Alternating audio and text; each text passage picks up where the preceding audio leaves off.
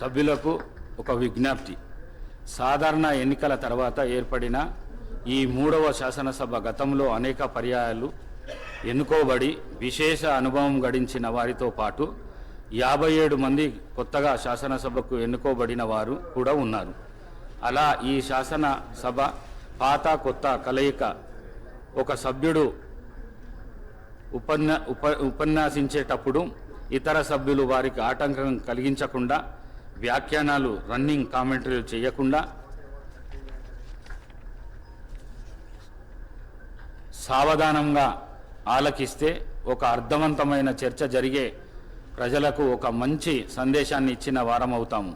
అంతేకాకుండా అనుభవజ్ఞులైన సభ్యులు ప్రసంగాలు కొత్తగా ఎన్నిక కాబడిన సభ్యులు పరిణితికి ఉపయోగపడే విధంగా ఉంటాయి.